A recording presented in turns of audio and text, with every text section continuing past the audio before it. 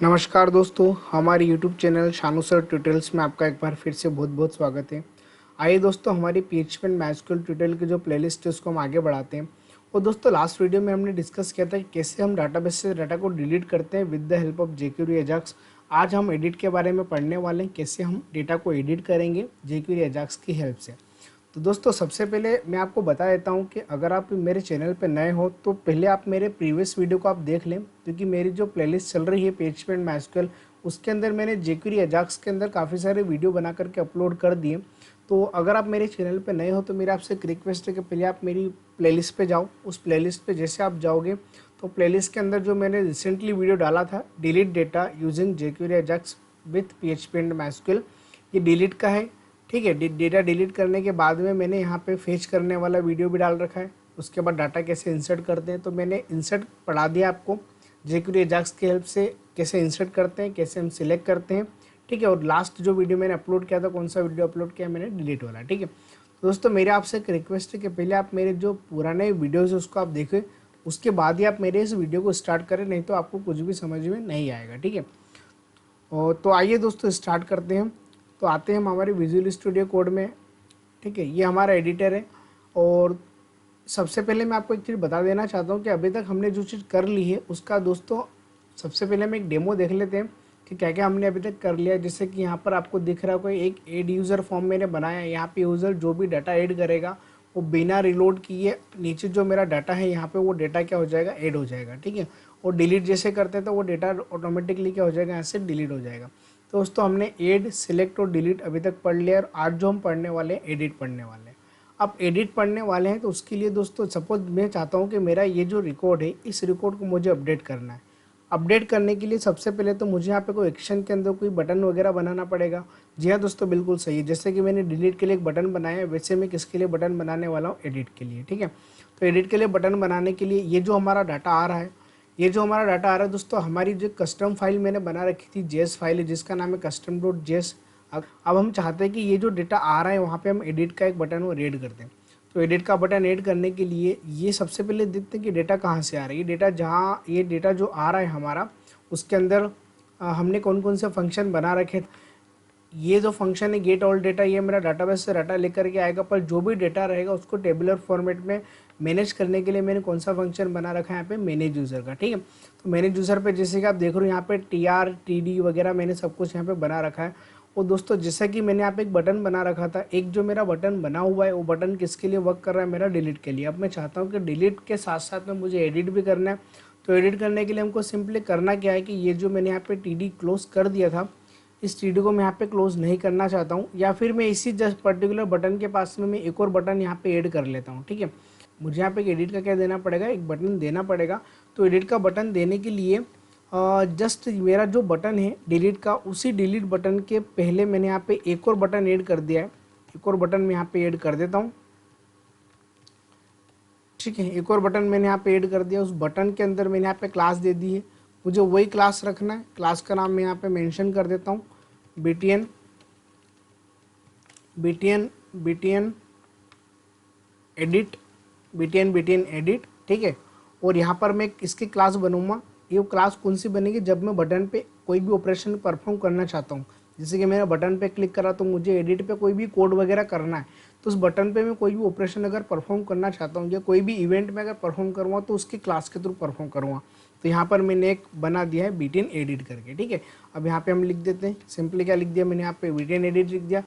तो दोस्तों आप देख रहे हो यहाँ पे एडिट का ऑप्शन तो आ गया है, बट यहाँ पे अभी बूटस्ट्रैप पे क्लास यहाँ पे कॉल नहीं कर रही है। तो एक बार मैं चेक कर लेता हूँ कि जो मैंने क्लास लगी वो सही है कि गलत है। btn क्लास तो सही है। अच्छा, btn एडिट करके क्लास नहीं आएगी, btn एडिट करके कोई भी क्लास नहीं होती है। तो मैं यहाँ पे btn इन्फो बना लेता हूँ। ठीक है, btn इन्फो या btn प्राइमरी बना लेते हैं।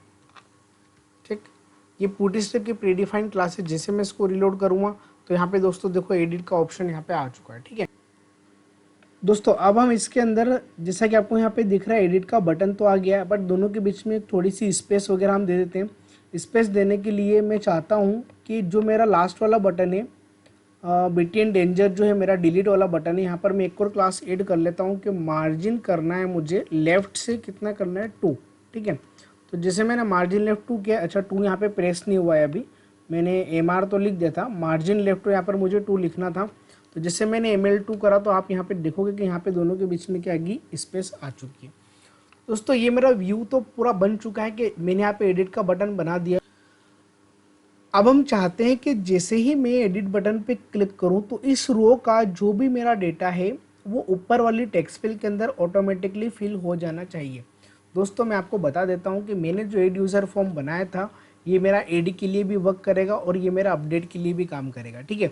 आप इस वीडियो को स्टार्ट से एंड तक पूरा देखिए और स्टेप बाय स्टेप देखें ताकि आपको बहुत अच्छे से समझ में आएगी ये प्रोसेस। अभी तक हमने कुछ नहीं करा है, बस सिंपली मैंने यहाँ पे एक एडिट का बटन बनाया है। अब हम चाहते हैं कि जैसे मैंने बटन पे क्लिक करा है तो इस पर्टिकुलर रो का डेटा मुझे टेक्स्ट फील्ड के अंदर लेकर के आना है, ठीक है। तो उसके लिए सबसे पहले मुझे बटन पे इवेंट परफॉर्म करना पड़ेगा। तो हम आते हैं हमारे custom.js के अंदर। custom.js के अंदर हम आ चुके हैं और इसी पर्टिकुलर फाइल के अंदर दोस्तों मैं यहाँ पे नीचे अभी तक जैसे कि मैंने एड यूज़र के लिए फंक्शन बनाया था, मैंने यहाँ पे जो फंक्शन बना रखा है ये किसके लिए था, मेरा डिलीट के लिए। तो मैं यहाँ पे लिख देता हूँ ये जो मेरा कोड है ये किसके लिए कोड था, मेरा डिलीट के लिए कोड था। और आज जो हम कोड करेंगे वो अपडेट के लिए करेंगे, ठीक है। तो मैं यहाँ पे सबसे पहले कमेंट सेक्शन में लिख देता हूँ कि ये जो कोड है मेरा किसके लिए मैं कोड कर रहा हूँ, यहाँ पे एडिट के लिए, ठीक है।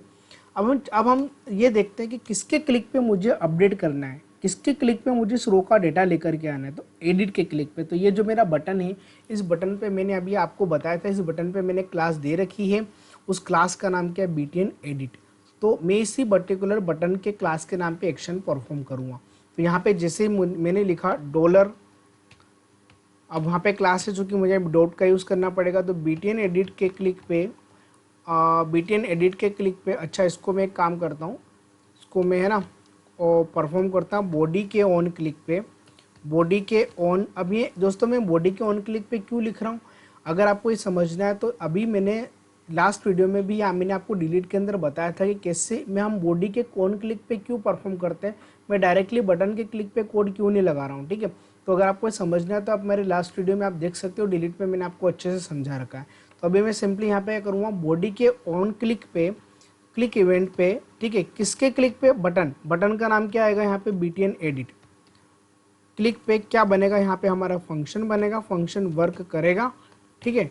तो आपको इतना समझ में आ गया होगा कि बॉडी के अंदर मैंने एक बटन बना रखा है। तो बॉडी के ऑन क्लिक पे यहाँ पे क्लास का नाम आएगा, उस बटन के क्लास का नाम आएगा जो मैंने ऊपर दे रखा है बटन के क्लिक पे, मतलब बटन के क्लास का नाम क्या है, BTN एडिट।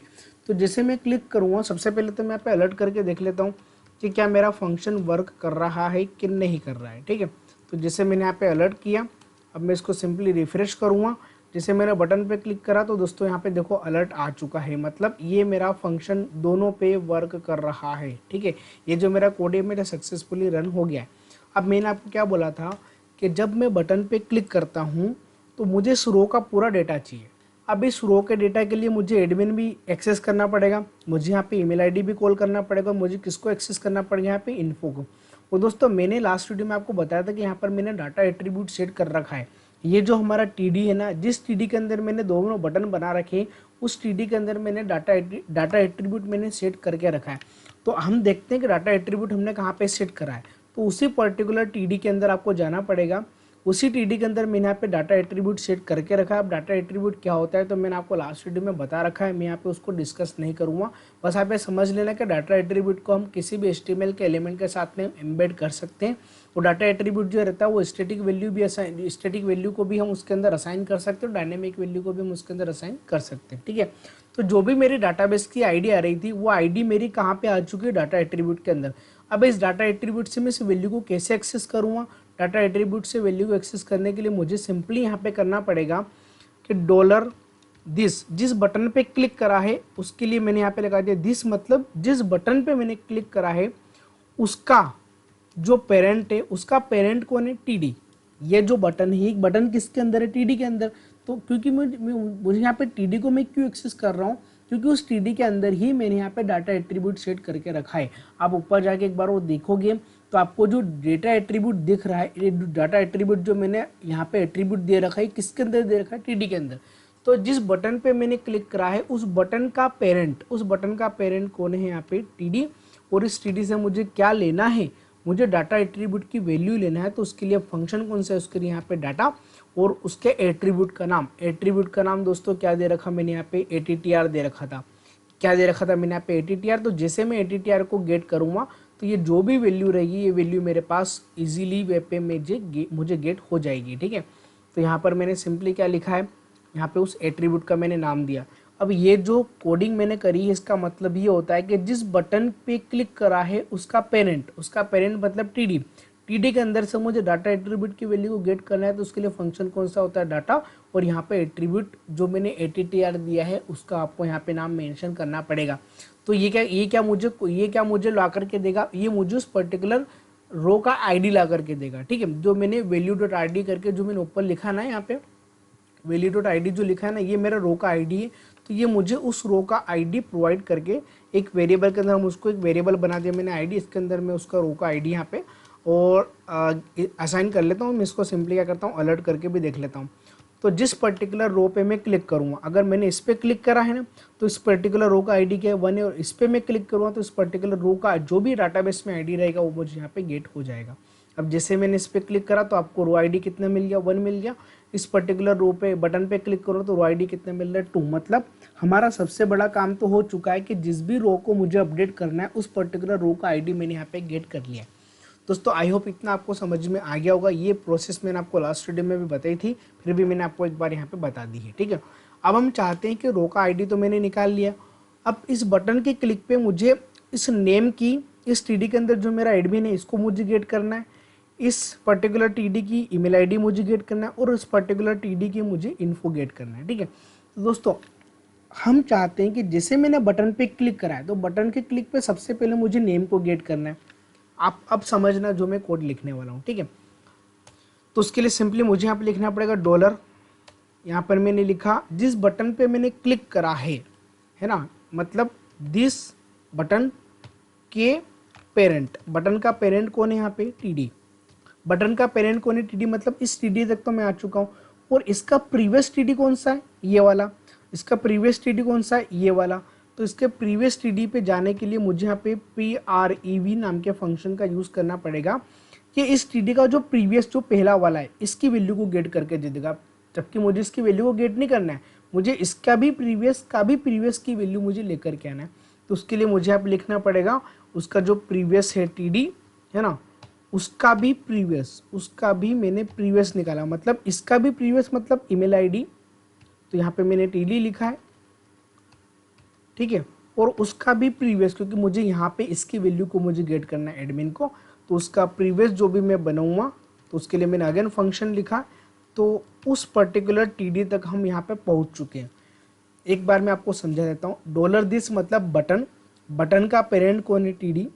उसका पेरेंट कौन है, इन्फो जो पासवर्ड वाला है।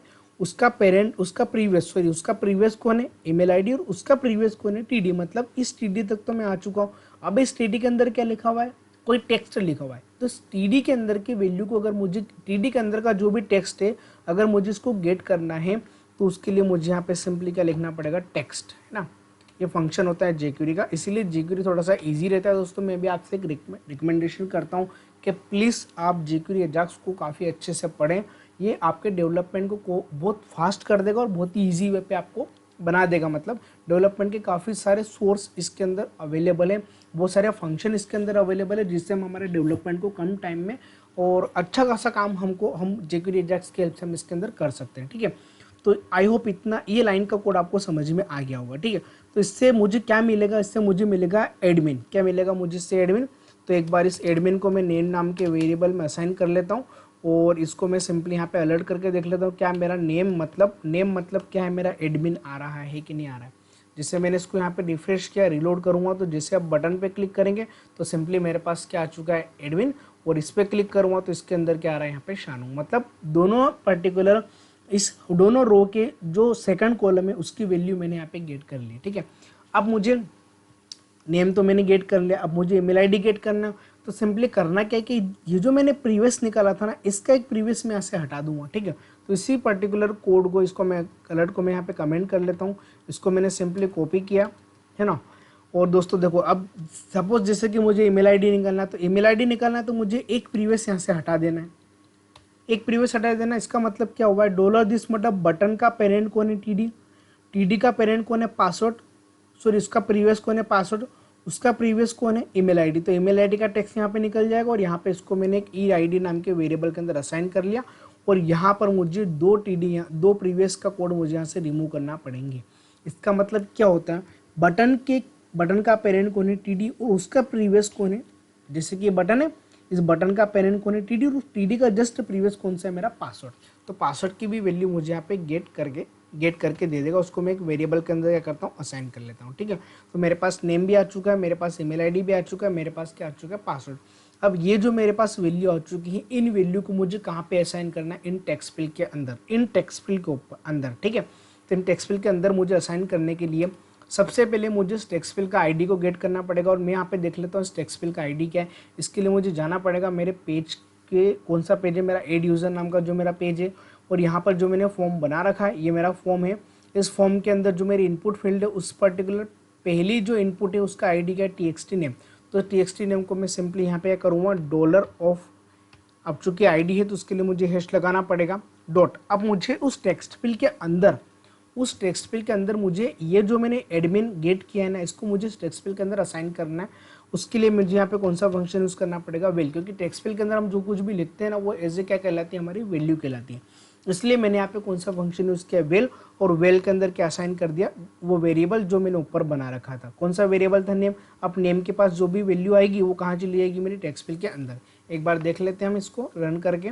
जैसे मेरे एडमिन एडिट पे क्लिक करा तो आप देख रहे हो यहाँ पे एडमिन आ चुका है, और अगर मैं इस पे एडिट पे क्लिक करूँ तो यहाँ पे आ चुका है, मेरा शानू आ चुका है। अब मैं चाहता हूँ कि ईमेल आईडी और पासवर्ड को भी मैं सिंपली यहाँ पे क्या कर सकता हूँ, असाइन कर लूँगा। तो उसको मैं यहाँ पे जल्दी से कॉपी पेस्ट कर लेता हूँ 2 बार। ठीक है, अब मुझे कहाँ पे असाइन करना है कि ये जो मेरा ईमेल आईडी आ रहा है, ये जो मेरा ईमेल आईडी आ रहा है उसको मुझे उस टेक्स्ट फील्ड के अंदर असाइन करना है। तो यहाँ पे जो सेकंड टेक्स्ट फील्ड है उसका आईडी क्या है, txt तो txt को मैं यहाँ पे सिंपली मेंशन कर दूंगा। उसके बाद क्या करेंगे, txt ऑफ पासवर्ड को हम सिंपली यहाँ पे करके मेंशन कर देंगे। और यहाँ पर जो वैल्यू थी, वैल्यू कौन सी थी मेरी, उस वेरिएबल का नाम क्या था, पासवर्ड। तो उस पासवर्ड को मैंने यहाँ पे क्या कर दिया, मेंशन कर दिया। तो जैसे मैं इसको दोस्तों रिलोड करता हूँ, अब आप देखोगे जैसे मैंने एडिट पे क्लिक करा तो यहाँ पे तीनों जगह पर मेरी वैल्यू आ चुकी है। अब चूंकि यहाँ पे मेरा जो पासवर्ड था इसको मैं यहाँ पे व्यू कर देता हूँ। ठीक है, तो उसके लिए मुझे इनपुट टाइप बराबर, मैं यहाँ पे इनपुट टाइप बराबर क्या ले लेता हूँ, मैं इसका टेक्स्ट ले लेता हूँ। अभी थोड़ी देर के लिए आप में है ना, आप उसको जैसा भी आपको चाहते हो आप वैसा आप कर सकते हो। अगर आपको टेक्स्ट नहीं रखना तो आप उसको पासवर्ड भी यहाँ पे कर देना। ठीक है, तो मैं चाहता हूँ कि मेरा जो पासवर्ड है मुझे यहाँ पे दिखे। तो जैसे मैंने एडिट पे क्लिक करा तो मुझे दिख रहा है यहाँ पे तीनों की तीनों वैल्यू यहाँ पे आ चुकी है। अगर मुझे इस रो के डेटा को एडिट करना है तो जैसे मैं इस पर क्लिक करूँ तो यहाँ पे उस पर्टिकुलर रो का डेटा पर्टिकुलर फॉर्म की फील्ड के अंदर और इनपुट की फील्ड के अंदर मेरा डेटा असाइन हो चुका है। दोस्तों आई होप इतना आपको यहाँ तक समझ में आ गया होगा। ये बहुत ही ईजी प्रोसेस से मैं आपको बता रहा हूँ, इससे ईजी प्रोसेस नहीं है। ठीक है, अब हम चाहते हैं कि जैसे मैंने बटन पे क्लिक करा, अब प्रॉब्लम क्या है कि जब मैं बटन पे क्लिक करूँगा तो हो सकता है कि डेटा एक बार और ऐड हो जाए। मैंने क्या बोला था आपको कि मुझे एक ही फॉर्म पे दोनों काम करना है। जब यूज़र पहली बार मेरे पेज पे आएगा तो डाटा को इंसर्ट करेगा, और जब उसने एडिट पे क्लिक करा तो ये वाला जो बटन है ना, ये मेरा एडिट के लिए परफॉर्म होना चाहिए। किसके लिए मुझे कॉल करना है, परफॉर्म करना है। किसके लिए परफॉर्म करना है, मुझे एडिट के लिए। ठीक है, तो अब यहाँ पर मैं इसको कैसे मैनेज करूँगा। अब अगर मैंने इस पर क्लिक कर दिया ना तो यहाँ पे एक और रिकॉर्ड क्या हो जाएगा, ऐड हो जाएगा। जबकि मैं चाहता हूँ कि एक और रिकॉर्ड ऐड नहीं हो। ये जो डेटा है यहाँ पर मैं अगर कुछ भी चेंजेस करता हूँ, जैसे कि मैंने शानू 123 लिख दिया और जैसे मैंने बटन पे क्लिक करा तो इस पर्टिकुलर यूज़र का नाम क्या हो जाना चाहिए, शानू 123। अब इसको हम कैसे करेंगे, अब उस चीज़ को समझते हैं। तो सबसे पहले दोस्तों ये जो मैंने बटन बना रखा है ना, इस बटन के पास में मैं एक बटन और बनाता हूँ। अब ध्यान से समझना आप इस चीज़ को, बहुत ही कंसेप्चुअल चीज़ें। ये जो बटन है इस बटन के पास में मैं एक बटन और बना लेता हूँ। ठीक है, तो मैंने जो बटन बनाया था, जो मैंने बटन बना रखा है इनपुट टाइप बराबर बटन, इसी बटन को मैं सिंपली यहाँ से कॉपी करता हूँ और नीचे में क्या करता हूँ उसको पेस्ट कर देता हूँ। और यहाँ पर जो मैं बटन बना रहा हूँ, ठीक है, बीटीएन एडिट यूज़र, और यहाँ पर मैंने नाम आईडी भी क्या दे दी उसकी, बीटीएन एडिट यूज़र। ठीक है, और यहाँ पर मैंने बटन का नाम क्या दे दिया, एडिट यूज़र। ठीक है, सॉरी यहाँ पर मैं लिख देता हूँ कैपिटल में उसको, एडिट यूज़र। और बटन की जो क्लास है वो आप बिल्कुल सेम रहने दो। अब आपको यहाँ पे 2 बटन दिखेंगे, एक ऐड है और एक एडिट है। अब मैं चाहता हूँ कि जब यूज़र पहली बार डाटा ऐड करे तो ऐड बटन पे क्लिक करेगा, और जब एडिट पे क्लिक करेगा तो कौन सा बड़ा बटन काम करना चाहिए, एडिट यूज़र। अब चूंकि ये जो एडिट यूज़र है ना, ये पहले नहीं दिखना चाहिए। ये एडिट यूज़र कब दिखेगा, जब यूज़र ने एडिट पे क्लिक करा हो तब। तो तो उसके लिए मैं सिंपली यहाँ पे jQuery चला देता हूँ। jQuery से हम किसको कैसे मैनेज करेंगे, मैं चाहता हूँ कि जैसे ही सबसे पहले तो इस बटन को मैं हाइड कर देता हूँ। इस बटन को हाइड करने के लिए जो बटन मैंने बनाया ना, इस बटन पे यहाँ पे सिंपल से मैं एक CSS लगा देता हूँ, इनलाइन CSS स्टाइल, इसको कर दिया मैंने डिस्प्ले क्या कर दिया मैंने, इसको नन कर दिया। तो ये जो बटन है मेरा बटन दिखना क्या हो जाएगा, बंद हो जाएगा, ठीक है। बट मैं चाहता हूँ कि जिसे मैंने एडिट पे क्लिक करा तो एड यूज़र नाम का बटन को डिस्प्ले नन करना है ना, उस इस वाले बटन को मुझे रिमूव करना है। और जो मेरा पहला वाला जो बटन था कौन सा, एडिट यूज़र का, वो वाला बटन यहाँ पे क्या होना चाहिए, इनेबल हो जाना चाहिए। मतलब मुझ कुल मिलाकर के जैसे मैंने एडिट पे क्लिक करा तो ये वाला बटन डिसेबल हो जाएगा और जो एडिट वाला बटन है उसको क्या करना है, मुझे इनेबल करना है। कैसे करेंगे, उसके लिए जब इस बटन पे क्लिक करेंगे तब होना चाहिए ना, पहले नहीं होना चाहिए। पेज के लोड पे नहीं करना है, एडिट पे क्लिक करने, एडिट पे जब यूज़र क्लिक करेगा तब उस केस में। तो इसके लिए मुझे ऑपरेशन भी कहाँ लगाना पड़ेगा, इसी एडिट के क्लिक पे। तो कैसे लगाएंगे, custom.js में आते हैं। इतना तो मैंने कर ही दिया अभी। अब मैं चाहता हूँ मुझे कौन से वाले बटन को हाइड करना है। जब मैंने एडिट बटन पे क्लिक करा है तो जो एड यूज़र नाम का बटन है ये हाइड हो जाना चाहिए। अब जो एड यूज़र है इसकी मैंने कोई आईडी तो दे रखी होगी, तो एड यूज़र नाम का जो बटन है, ये जो बटन है मेरा एड यूज़र वाला, इसकी आईडी क्या है, btn एड यूज़र। तो यहाँ पर सिंपली मैं jQuery के फंक्शन को यहाँ पे परफॉर्म करूँगा। कौन सा फंक्शन होता है, हैश करके आईडी। ये जो बटन है इसको तो आप है ना हाइड कर दो, jQuery का एक प्रीडिफाइंड फंक्शन होता है ना। और मुझे किसको शो करना है, किसको शो करना है मुझे, मैंने कौन से बटन पे काम करा है, btn एडिट वाले पे। तो यहाँ पर मैं देख लेता हूँ कि जो btn एडिट वाला है, जो डिस्प्ले नन है, उसको क्या कर दो आप, इनेबल कर दो। तो उसको इनेबल हम कैसे करेंगे, btn एडिट को मैंने यहाँ पे कर दिया, शो कर दिया। तो जिसमें शो करूँगा तो ये क्या हो जाएगा, मेरा बटन इनेबल हो जाएगा। आपको समझ में आ रहा है फ्रेंड्स। बटन के क्लिक पे, जब मैंने बटन पे क्लिक करा है एडिट करने के लिए, तो एड यूज़र नाम का बटन हाइड हो जाएगा और जो पहले से डिस्प्ले नन था उसको क्या कर दिया मैंने, यहाँ पे शो कर दिया, ठीक है। एक बार मैं आपको उसको रन करके बता देता हूँ कि जैसे मैंने एडिट पे क्लिक करा तो देखो यहाँ पे एडिट यूज़र नाम का बटन आ गया है, ठीक है। और यहाँ पर पूरी की पूरी फील्ड की वैल्यू भी मेरे पास यहाँ पे आ चुकी है। जिससे मैंने सेकंड वाले एडिट पे क्लिक करा तो भी मेरे पास यहाँ पे क्या रहेगा, एडिट यूज़र रहेगा, ठीक है। पर जब मैं पेज रिलोड करूँगा तो पहली बार में यहाँ पे क्या आ जाएगा, एड यूज़र आ जाएगा। यही चीज़ मुझे आपको समझाना था कि अब मैं चाहता हूँ कि जैसे मैंने एडिट पे क्लिक करा तो यहाँ पे डेटा तो आ चुका है।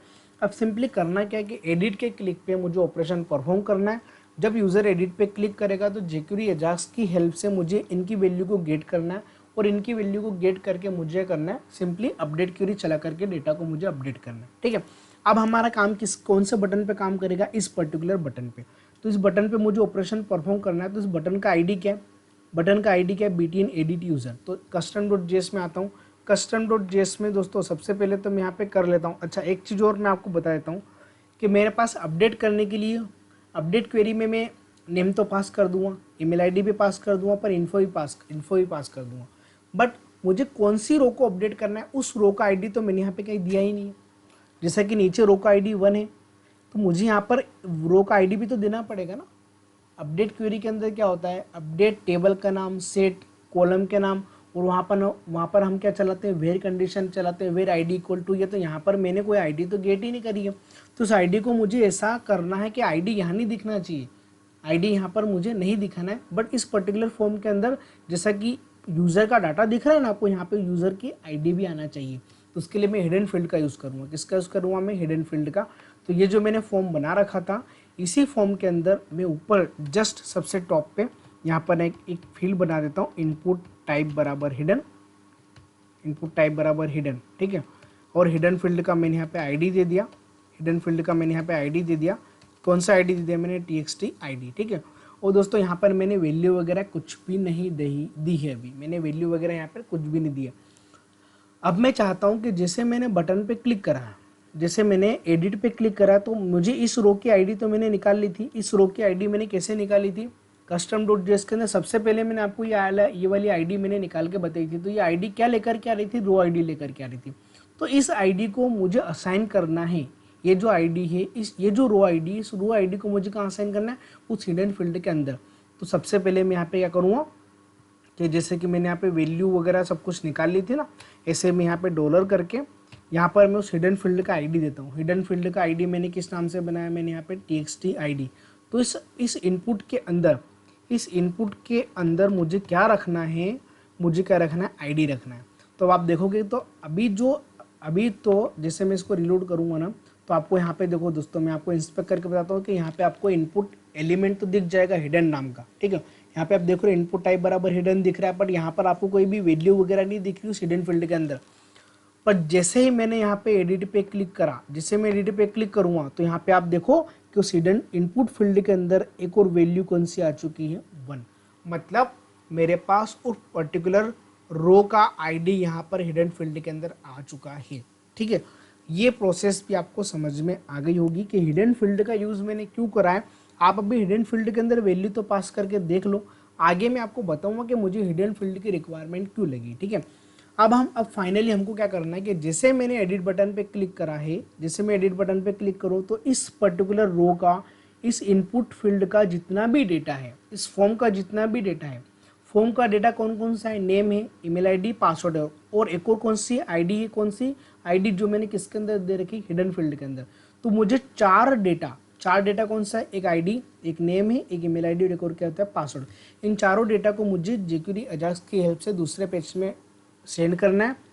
दूसरे पेज में मैं सेंड करूँगा, उस पेज का नाम हम बनाएंगे edituser.php। एक और पेज में नया बनाने वाला हूँ, उसका नाम क्या है मेरा, edituser.php, ठीक है। तो सबसे पहले हम काम कर लेते हैं इस बटन के क्लिक पे। तो बटन का आईडी क्या था, मैं आपको एक बार बता देता हूँ कि मैंने जो बटन बनाया था उसका आईडी कौन सा था, btn edit user। तो अब हम यहाँ पे क्या करेंगे, यहाँ पे अब मैं सिंपली क्या करने वाला हूँ, मैं यहाँ पे बनाने वाला हूँ। अच्छा, बटन का आईडी क्या था, यहाँ पे मुझे ऑन क्लिक वगैरह लगाने की ज़रूरत नहीं, ठीक है, क्योंकि मैंने यहाँ पे सिंपली क्या करा है कि मेरा जो बटन पे काम कर रहा है। और ये ऑन क्लिक वगैरह आप कब लगाओगे, जब आपका बटन किसी लूप में हो, जब आपका बटन किसी लूप में हो तो उसके केसेस में आप ऑन क्लिक इवेंट लगाया करो, अदरवाइज आपको लगाने की ज़रूरत नहीं है, ठीक है। तो सिंपली मैंने बटन के क्लिक पे मैंने यहाँ पे क्या बनाया है, फंक्शन बनाया है। बटन के क्लिक पे जैसे मैं फंक्शन बनाऊंगा तो मुझे कौन कौन सी वैल्यू को एक्सेस करना है, नेम को, ईमेल आईडी को और पासवर्ड को, एक और किसको, आईडी को। तो चारों वैल्यू को मुझे एक्सेस करने के लिए मैं यहाँ पे चारों वैल्यू को अलग अलग एक्सेस नहीं करूँगा, यहाँ पे मैं सीरियलाइज मेथड का यूज़ करने वाला हूँ, जो मैंने आपको इंसर्ट करते समय बताई थी। जब मैंने बटन पे डाटा को, यूज़र को ऐड किया था, उस समय मैंने यहाँ पे एक मेथड का आपसे जिक्र किया था, उस मेथड का नाम क्या था, सीरियलाइज। अगर आपको नहीं पता है तो आप सबसे पहले ऐड यूज़र वाला मेरा वीडियो देखें कि jQuery अजाक्स की हेल्प से कैसे मैं डेटा को ऐड करूँगा। उसके अंदर मैंने यहाँ पे सीरियलाइज नाम की मेथड का यूज़ कर रखा है, और ये क्यों यूज़ करा वो भी मैं आपको इस वीडियो के अंदर भी मैं आपको समझाने वाला हूँ, बट आपको अच्छे से समझना है तो आप मेरे प्रीवियस वीडियो को आप देख सकते हो, ठीक है। तो सिंपली मुझे करना क्या है, मुझे डेटा को अपडेट करना है। तो सबसे पहले मुझे इस पूरे फॉर्म के इनपुट की वैल्यू को मुझे दूसरे पेज पे ले जाना पड़ेगा। तो यहाँ पर सिंपली क्या करता हूँ मैं, $.ajax नाम का मैंने फंक्शन बनाया है, और अजाक्स पे सबसे पहले मैंने URL पास किया, मुझे कौन से पेज पे डेटा को अपडेट करना है। तो मैं यहाँ पे एक पेज बना देता हूँ edituser.php, ठीक है। पेज का नाम क्या बना दिया मैं, edituser.php पे जाएगा। जो मेरी मेथड है, मेथड में कौन सी मेथड ले जाना चाहता हूँ, यहाँ से पोस्ट नाम की मेथड, और उसके बाद मुझे यहाँ पे डेटा पास करना है। कौन सा डेटा पास करना है, सीरियलाइज मेथड, जो उस फॉर्म का डेटा मुझे पास करना है। उस फॉर्म के अंदर इनपुट के अंदर जो भी है, ईमेल आईडी के अंदर जो भी है, और इनपुट और पासवर्ड फील्ड के अंदर जो भी है, और जो हिडन फील्ड के अंदर जो मैंने आईडी बना रखी है, उन चारों वैल्यू को मुझे कहाँ पास करना है, एडिट यूज़र पे। तो कैसे पास करते हैं, तो फॉर्म के अंदर है, एक चीज़ ध्यान से समझना, अगर वो फॉर्म के अंदर है तो फॉर्म के अंदर मैं सीरियलाइज नाम की मेथड का मैं यहाँ पे यूज़ कर सकता हूँ। तो मैंने यहाँ पे सिंपली क्या करा है, मैंने यहाँ पे करा है $#, और फॉर्म का आईडी क्या है, एक बार चेक कर लेते हैं। फॉर्म का आईडी क्या है, यहाँ पे FRM क्या है मेरा, फॉर्म का आईडी FRM, मतलब उस फॉर्म की जितने भी वैल्यू है उसको आप एज ए सीरियल में पास कर दो। कहाँ पे पास कर दोगे, edituser.php में। कौन कौन सी वैल्यू सीरियलाइज होकर के जाएगी, सबसे पहले हिडन फील्ड जो आईडी है वो जाएगा, उसके बाद नेम जाएगा, उसके बाद ईमेल आईडी जाएगा, उसके बाद क्या जाएगा, पासवर्ड। दोस्तों अगर आपको सीरियलाइज वाली मेथड का यूज़ नहीं करना है तो आप यहाँ पे जेसन के थ्रू भी आप डेटा को यहाँ पे सेंड कर सकते हो, जैसा कि मैंने आपको बता रखा है लास्ट वीडियो में, ठीक है।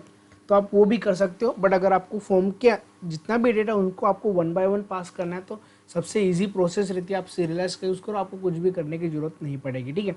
अब अगर मेरा डेटा अपडेट हो गया तो मेरा सक्सेस फंक्शन वर्क करेगा, और यहाँ पर मैंने एक रिस्पॉन्स RES के अंदर ले लिया है।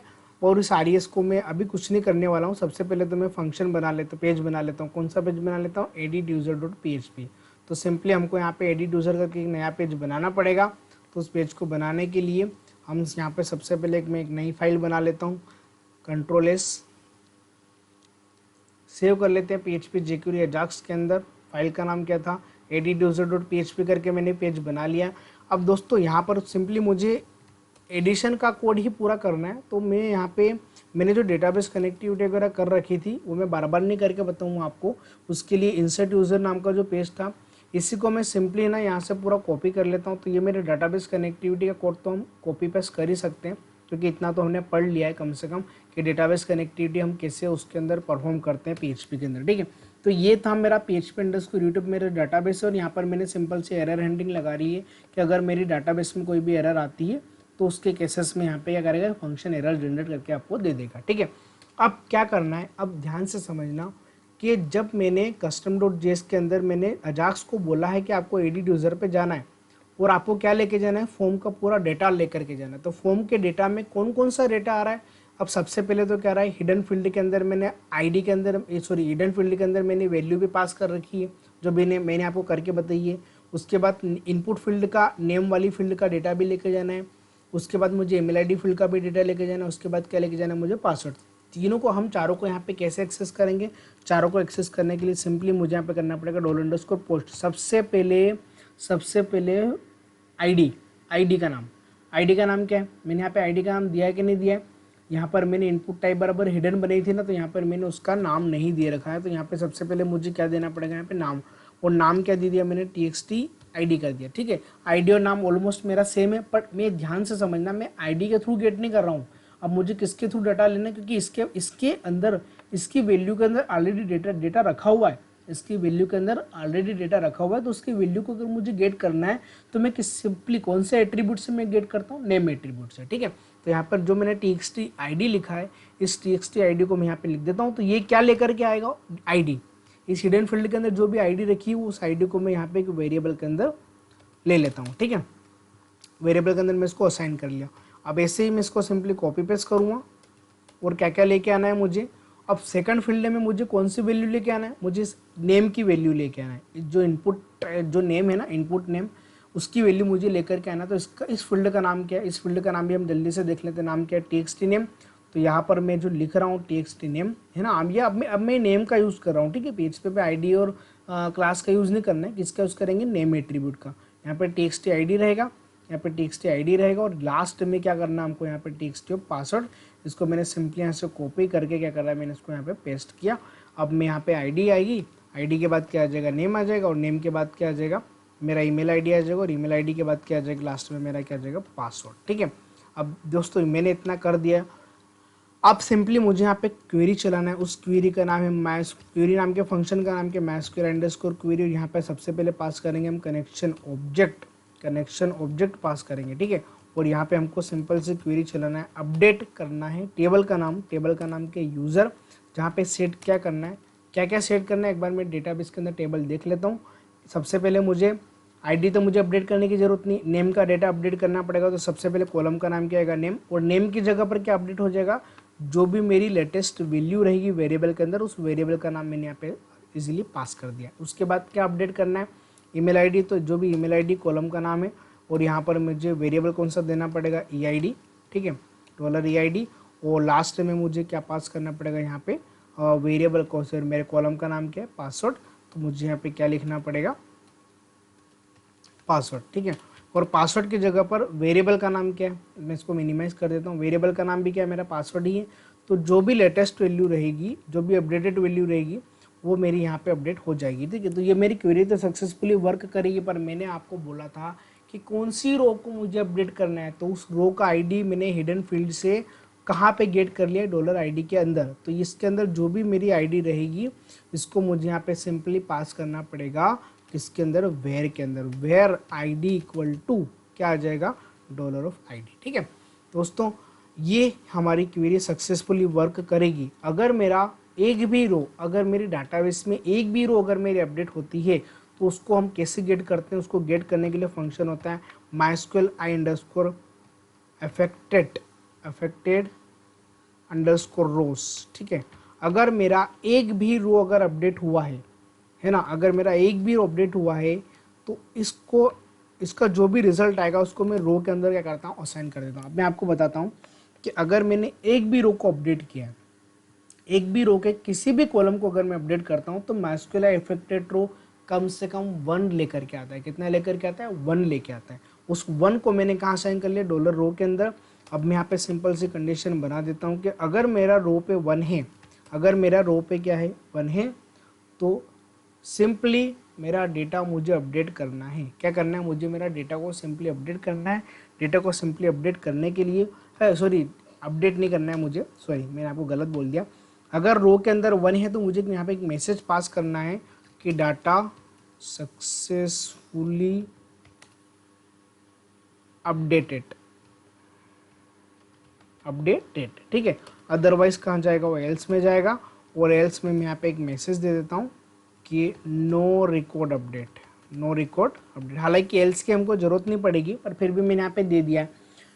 अगर मेरा एक भी रो अगर मेरी अपडेट होती है, अपडेट क्वेरी चल गई है, तो अपडेट क्वेरी चली तो पता कैसे चलेगा कि मेरा डेटा अपडेट हुआ कि नहीं हुआ, तो उसके लिए मैंने इफेक्टेड रो नाम का फंक्शन यूज़ किया। डॉलर रो में आपको 1 ला के दे देगा। अगर डॉलर रो में 1 है तो आपको पता चल जाएगा कि डेटा सक्सेसफुली मेरा अपडेटेड हो चुका है। अब ये जो मेरा मैसेज है, ये मेरा एज ए रिस्पॉन्स है। ये रिस्पॉन्स मेरा कहाँ पे आएगा, RES नाम के फंक्शन में। और यहाँ पर मुझे सिंपली क्या करना है, अच्छा मेरा डेटा अपडेट हो गया है तो मुझे क्या क्या करना है, ऊपर देख लेते हैं हम। डिलीट पे हमने क्या करा था, सबसे पहले तो मुझे टोस्टर का यूज़ करना है। तो ये जो टोस्टर है, इस टोस्टर को मैं ऐसे सिंपली मैंने कॉपी किया। टोस्टर मतलब एक नोटिफिकेशन होता है, ठीक है। आप मेरे पुराने वीडियो को देखो, आपको जल्दी समझ में आएगा। ये जो मेरा टोस्टर है, ये नोटिफिकेशन का काम करता है कि वहाँ पे मेरा जो भी RES के अंदर मेरा जो भी रिस्पॉन्स आ रहा है, RES क्या लेकर के आ रहा है, यहाँ पे मैंने क्या को करवा रखा, डेटा सक्सेसफुली अपडेटेड। तो ये मेरा रिस्पॉन्स है, ये रिस्पॉन्स मेरा RES पे आ गया है। और यहाँ पर सिंपली मुझे करना है, RES को कॉल करना है। सक्सेस में मैंने क्या पास कर दिया यहाँ पे, RES।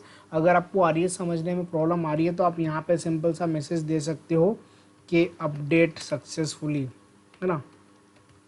आप या तो यहाँ पे सिंपल सा मैसेज दे दो, या अगर आपने PHP पेज पे अगर आपने कोई भी मैसेज दे रखा है तो उस मैसेज को आप चाहते हो कि आपका यही मैसेज वहाँ पे आना चाहिए, तो ये मैसेज आपका एज ए रिस्पॉन्स RES में आएगा। और यहाँ पे आप RES नाम के वेरिएबल को, जैसा कि मैंने अभी आपको बता रहा था, स्टैटिक मैसेज तो मैं दे सकता हूँ, पर RES के पास जो भी मैसेज आ रहा है उसको मुझे कॉल करना। यहाँ पे सक्सेस अलर्ट आएगा। यहाँ पे मैंने टाइमर लगा दिया कि 5 सेकंड तक रहेगा नोटिफिकेशन, उसके बाद ऑटोमेटिकली नोटिफिकेशन मेरा चले जाएगा, ठीक है।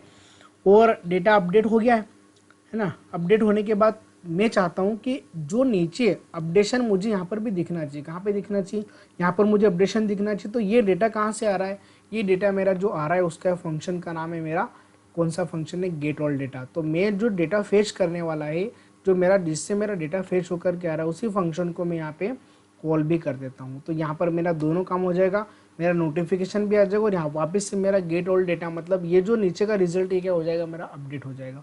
अब दोस्तों मैं आप सिंपली यहाँ पे हम उसको अपडेट करके देख लेते हैं कि जिससे कि मैंने एडिट पे क्लिक करा, यहाँ पे डेटा आ गया। यहाँ पे मैंने क्या लिखा है, यहाँ पे एडमिनिस्ट्रेटर लिखा है। और इसका ईमेल आईडी मुझे चेंज नहीं करना है, मुझे पासवर्ड चेंज करना है, info@123। तो मैंने यहाँ पे 2 चीज़ को अपडेट किया है। जैसे मैंने एडिट यूज़र पे क्लिक करूँगा, एडिट यूज़र पे जैसे मैं क्लिक करता हूँ तो आप देखो यहाँ पे अच्छा नोटिफिकेशन में कोई प्रॉब्लम आ रहा है, एक बार हम देख लेते हैं, ठीक है। और यहाँ पे आप देखो यहाँ पे एडमिनिस्ट्रेटर यहाँ पे चेंज हो चुका है। एक बार मैं देख लेता हूँ नोटिफिकेशन में MySQL इफेक्टेड रो में कोई एरर आ रही थी, वो एरर मेरे से अधिकतर बार आई जाती है क्योंकि मैंने इसके अंदर $Q पास नहीं करना होता है, यहाँ पर कनेक्शन ऑब्जेक्ट पास करना होता है। कनेक्शन ऑब्जेक्ट वाले वेरिएबल का नाम क्या है, कौन। तो सिंपली मुझे ये एरर मेरे साथ हर बार आती है, ठीक है। इसलिए आप कोशिश करना कि ये एरर आपकी नहीं आए, ठीक। MySQL इफेक्टेड रो के अंदर डेटाबेस का कनेक्शन ऑब्जेक्ट पास करते हैं, जो मेरा MySQL कनेक्ट जो भी मेरा कनेक्शन ऑब्जेक्ट बनाता है ना, वो वेरिएबल, उसी वेरिएबल को मुझे यहाँ पे सिंपली पास करना पड़ता है। अब हम एक बार और इसको रिफ्रेश करके देख लेते हैं। अब मुझे शानू नाम के यूज़र को अपडेट करना है। जैसे मैंने शानू लिखा, शानू की जगह पर मैं यहाँ पे हैरी लिख देता हूँ, हैरी, ठीक है, हैरी लिख दिया। उसका ईमेल आईडी दे दिया मैंने यहाँ पे harry@gmail.com, HARRY, ठीक है। और पासवर्ड दे दिया मैंने यहाँ पे harry123। जैसे मैंने अपडेट करा तो आप देख रहे हो यहाँ पे नोटिफिकेशन भी आपको दिख जाएगा। मैंने क्लिक नहीं किया शायद, जैसे मैं क्लिक करता हूँ तो यहाँ पे आपका डेटा सक्सेसफुली अपडेटेड, देखो डायनेमिक डेटा आपका आ भी चुका है ना। और यहाँ पे आपका हैरी नाम का रिकॉर्ड भी क्या हो चुका है, उस रो का अंदर डाटा भी क्या हो चुका है, आपका अपडेट हो चुका है। दोस्तों बस यही मुझे आपको बताना था। और अब इसमें एक चीज़ और क्या हो रही वो भी जल्दी से समझ लेते हैं। जैसे मैंने एडिट कर दिया ना, एडिट कर दिया अगर मैंने, अब मैं क्लिक करूँगा तो अब देखो अब क्या लिखा हुआ, नो रिकॉर्ड अपडेट, क्योंकि मैंने अभी तक एक भी रिकॉर्ड अपडेट नहीं करा है ना। अभी तो मैंने कोई भी अपडेट नहीं करा है ना। अगर मैं अपडेट नहीं करूँगा तो यहाँ पे क्या आएगा, नो रिकॉर्ड अपडेट। अगर मैंने हेरी की जगह पर हरीश कर दिया, मान के चलो मैंने क्या लिख दिया, एक कॉलम को मैंने अगर अपडेट किया तो डाटाबेस तो अपडेट हुआ है, डाटाबेस के अंदर रो अपडेट हुई, रो अपडेट होगा तो वापस क्या आ जाएगा यहाँ पे, डेटा सक्सेसफुल अपडेट। और यहाँ पर भी क्या लिखा हुआ आ रहा है, मेरा हरीश। ठीक है, अब इन फील्ड को मुझे सिंपल यहाँ पे एम्प्टी करना है, कि एम्प्टी भी हो जाना चाहिए। और एम्प्टी हो जाने के बाद में एक चीज़ करना पड़ेगा हमको, एम्प्टी हो जाने के बाद में ये बटन को वापस से मुझे एड यूज़र करना है, क्योंकि अपडेट तो मेरा हो चुका है ना। इस फील्ड को मुझे वापस से करना है, एड यूज़र करना है। ठीक है, तो कैसे करेंगे, तो सबसे पहले तो तीनों फील्ड को यहाँ पे मैं एम्प्टी कर देता हूँ। एम्प्टी करने के लिए मैंने है ना लास्ट कहीं वीडियो पे अपडेट एम्प्टी करके आपको बताया था, शायद एड यूज़र करते समय। ये वाला जो कोड था ना, ये वाला कोड सिंपली यहाँ से आप कॉपी कर लेना। यहाँ पे जो txt नेम है, टेक्सफिल का आईडी है, सॉरी टेक्सफिल का आईडी है, उसको उसकी वैल्यू को यहाँ पे एम्प्टी करेगा। ईमेल आईडी को भी एम्प्टी कर देगा और पासवर्ड को भी क्या कर देगा, एम्प्टी कर देगा। ठीक है, अगर आपको ये कॉपी पेस्ट करने में प्रॉब्लम आ रही है कि आपको समझ में नहीं आ रहा है तो इतना हमने समझा है, तो थोड़ा सा और जल्दी से मैं इसको आपको करके बता ही देता हूँ। तो यहाँ पे क्या करना है, कौन से फील्ड को मुझे एम्प्टी करना है, इस फील्ड को। तो इस रो का आईडी क्या है, txt आईडी। तो यहाँ पर सिंपली मैं करूँगा हैश लिखूँगा, और रो का आईडी क्या है, तो एड यूज़र वाली जो रो है उसका आईडी क्या है, txt नेम। तो यहाँ पर सिंपली क्या लिखना था मुझे, txt नेम। उसके अंदर जो वैल्यू रहेगी उसको मुझे क्या करना है, यहाँ पे ब्लैंक से रिप्लेस करना है। मतलब जो मेरा अभी तक हरीश था, अब इसको क्या कौन से रिप्लेस कर देगा, ब्लैंक से रिप्लेस हो जाएगी। ठीक है, उसके बाद कॉपी किया, उसके बाद किसको आपको एम्प्टी करना है, कौन से फील्ड को, ये ईमेल आईडी वाली को। तो ईमेल आईडी वाली को भी मैं सिंपली यहाँ पे कॉपी पेस्ट कर देता हूँ। और लास्ट में क्या रहेगा, मेरा जो पासवर्ड रहेगा, इसको भी मैं सिंपली यहाँ पे कर देता हूँ, कॉपी पेस्ट कर देता हूँ। ठीक है, ये हमारा हो चुका है। नेम, ईमेल आईडी, पासवर्ड, तीनों फील्ड क्या हो जाएगी, मेरी एम्प्टी हो जाएगी। एक बार करके देख लेते हैं कि जैसे मैंने एडिट पे क्लिक करा, एडमिनिस्ट्रेटर को मैं वापस से एडमिन बना देता हूँ। मैंने यहाँ पे लिखा एडमिन, और बस एक ही फील्ड को मैंने अपडेट किया। जैसे मैं एडिट पे क्लिक करूँगा तो यहाँ पर डेटा आ चुका है, यहाँ पर मेरा एडमिन भी आ चुका है। और देखो दोस्तों, यहाँ पे मेरी फील्ड भी क्या हो चुकी है, एम्प्टी हो चुकी है। अब ये एडिट यूज़र को भी तो हटाओ, यहाँ से वापस क्या आना चाहिए, एड यूज़र आना चाहिए। तो क्या करना था, जैसे कि मैंने इस एडिट के क्लिक पे इस बटन को अब उल्टा करना है, इस एडिट के क्लिक पे मेरा एडिट यूज़र जो आया था ना, अब अगर मैंने एडिट यूज़र पे क्लिक कर दिया है, एडिट यूज़र पे जब मैंने क्लिक कर दिया है तो वापस से मुझे मेरे इस बटन को हाइड करना है, एडिट वाले को। और मेरा जो BTN एड वाला है उसको मुझे यहाँ पे इनेबल करना है। मतलब अल्टीमेटली अब मुझे यहाँ पे उसका अपोजिट करना है। जो मैंने ऊपर लिखा था ना, यहाँ पे इन दोनों को मैं सिंपली यहाँ से कॉपी कर लेता हूँ और मैं कहाँ पर पेस्ट करता हूँ, उसको यहाँ पे। अब क्या करेंगे अपन, अब आप ध्यान से समझना कि जो मेरा एड यूज़र है उसको वापस क्या कर दो, आप शो कर दो, है ना। और किसको हाइड कर दो, यहाँ पे हाइड किसको कर दो, BTN एड यूज़र को। तो अब आप रिफ्रेश करते हैं, एड यूज़र है, एडिट पे क्लिक करा है। अगर आपने एडिट पे क्लिक कर दिया, जैसे कि मैंने वापस क्या कर दिया, मैंने एडमिन 123 कर दिया। मान के चलो कि मेरे यूज़र का नाम पे कर दिया मैंने एडमिन 123। जैसे मैं एडिट करूँगा तो यहाँ पे वापस एड यूज़र हो गया, और यहाँ पे डेटा सक्सेसफुली अपडेटेड हो गया। और यहाँ पर मेरा डेटा क्या हो चुका है, देखो यहाँ पे एडमिन 123 आ भी चुका है। अब अगर मैं एक यूज़र को ऐड करना चाहता हूँ तो ऐड कर लेते हैं। हैरी नाम का यूज़र है ना, harry@gmail.com। ठीक है, harry@gmail.com। पासवर्ड क्या था, harry123। ठीक है, जैसे मैं एड यूज़र पे क्लिक करता हूँ तो अब आप देखोगे यूज़र सक्सेसफुली एड हो गया, और यहाँ पर मेरा डेटा हैरी नाम का यूज़र मेरा आ भी चुका है। और रो आईडी मेरा कितना बना, उसका 9 बना, क्योंकि मैंने काफ़ी सारे रिकॉर्ड यहाँ पे आपको डिलीट करके पहले बता भी दी थी। ठीक है, तो दोस्तों ये हमारा एक तरीके से पूरा CRUD ऑपरेशन मैंने आपको बता दिया। उसके लिए मैंने आपको 4 सेपरेट अलग अलग मैंने आपको वीडियोस बना के बताए हैं। पहले ऐड करना है, फिर सिलेक्ट करना है, फिर अपडेट करना है, सॉरी फिर डिलीट करके बताया था। और आज क्या पढ़ा हमने यहाँ पे, अपडेट करके। अब इन चारों को मैं एक वीडियो के अंदर इम्प्लीमेंट करने वाला हूँ। वो आपका एक कंपनी के बिहाफ पे एक छोटा सा मॉड्यूल भी होगा। ठीक है, एक ही पेज पे हम डाटा को ऐड करेंगे, डिलीट करेंगे, अपडेट करेंगे और सिलेक्ट करके बताएंगे। ठीक है, और उसके अंदर मैं jQuery का जो मॉडल बॉक्स है, बूटस्ट्रैप का जो मॉडल बॉक्स है, उसका भी मैं आपको यूज़ करके यहाँ पे बताऊंगा। ठीक है दोस्तों, बहुत इंटरेस्टिंग वो मेरा वीडियो होने वाला, थोड़ा सा लेंदी रहेगा बट काफ़ी हेल्पफुल रहेगा आपके लिए। ठीक, तो दोस्तों इस वीडियो में इतना ही, मिलते हैं हम हमारे नेक्स्ट वीडियो में। और दोस्तों इस वीडियो को एंड करने से पहले मेरी आपसे एक रिक्वेस्ट है कि अगर आप मेरे चैनल पर नए हो तो प्लीज़ आप मेरे जो प्लेलिस्ट है उसको आप बुकमार्क करके सेव कर लें, और मेरे चैनल शानू सर ट्यूटोरियल्स को आप एक बार सब्सक्राइब जरूर करें, और नोटिफिकेशन बेल को आप प्रेस करें, ताकि जो भी मेरे लेटेस्ट वीडियो है, अवसम वीडियोज़ है, उसका नोटिफिकेशन सबसे पहले आपको मिलता है। और दोस्तों वीडियो अगर अच्छा लगा है तो प्लीज़ इसको आप लाइक ज़रूर करना, और अपने दोस्तों को शेयर करो ताकि वो भी इस चीज़ का फ़ायदा उठा सकें। ठीक है, और मिलते हैं दोस्तों हमारे नेक्स्ट वीडियो में, और कमेंट सेक्शन में ज़रूर बताना कि वीडियो आपको कैसा लगा। ओके दोस्तों, तब तक के लिए गुड बाय।